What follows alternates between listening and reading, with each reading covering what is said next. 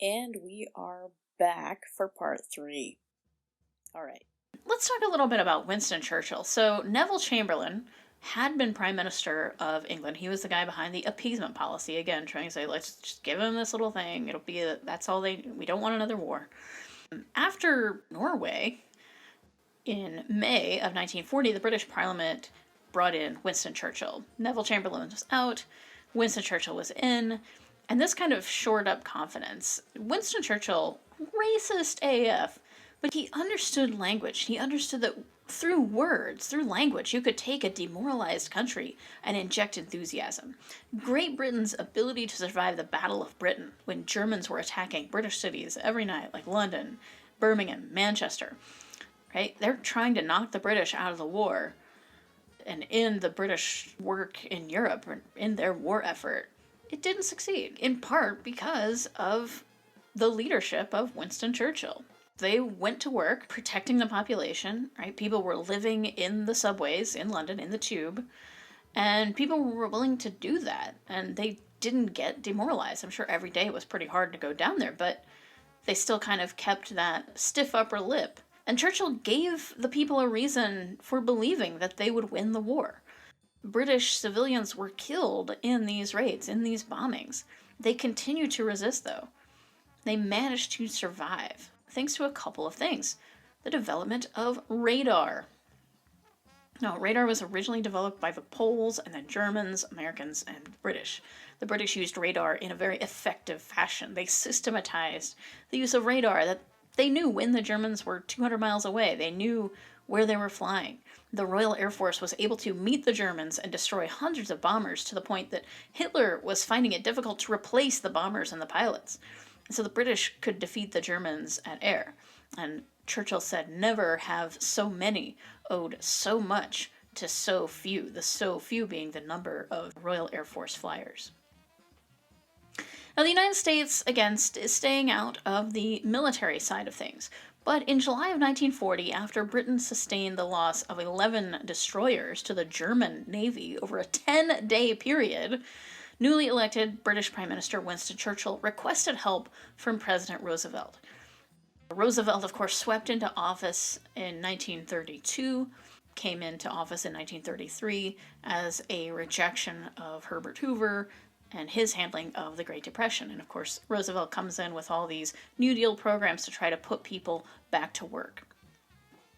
Well, Roosevelt responded to the request for help by exchanging 50 destroyers for leases on British bases in the Caribbean and in Newfoundland. So he's kind of making a strategic deal.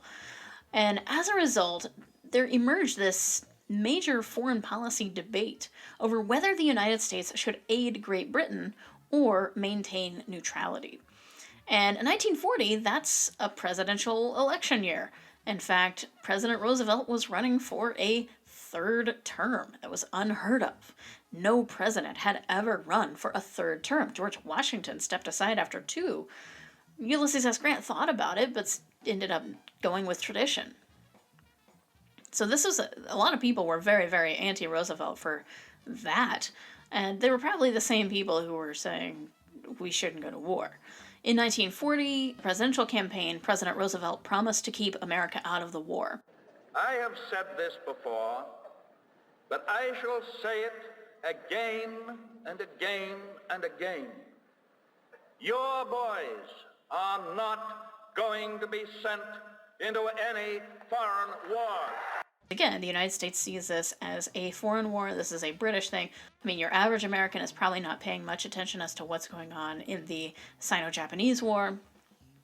Americans kind of oblivious because they're still dealing with the Depression. Nevertheless, Roosevelt wanted to support Britain and believed the United States should serve as a great arsenal of democracy. And Churchill is pleading, give us the tools, we'll finish the job, but we need your help. And in January of 1941, following up on his campaign pledge and the Prime Minister's appeal for arms, Roosevelt went to Congress with a new military aid bill. The plan proposed by Franklin Roosevelt was Lend-Lease. Basically, the United States would give supplies to any country whose security was vital to the defense of the United States. In support of the bill, Secretary of War Henry Stimson told the United States Senate Foreign Relations Committee, quote, "We are buying, not lending. We are buying our own security while we prepare. But our delay during the past 6 years while Germany was preparing, we find ourselves unprepared and unarmed, facing a thoroughly prepared and armed potential enemy." End quote.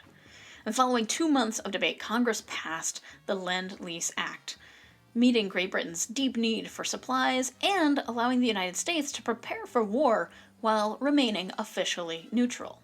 So again, that war of industry. The United States starts building planes, 48,000 planes, 25,000 tanks by the end of 1942. And by the end of the war, again, those numbers were in the hundreds of thousands. American industrial capacity is as important to any other single factor in the ultimate Allied victory. The Defense Production Act, you might have heard of it in recent weeks, very much a part of that. Who's buying those planes? But we often hear this, World War II got America out of the Great Depression. It wasn't Franklin Roosevelt. Who was buying those planes? Who's buying the tanks? Who's buying that industrial equipment? It's the United States government plowing money into factories. Another story for another day. Anyway, the United States provided this equipment to the Soviet Union, Great Britain, France, basically any of the Allied forces.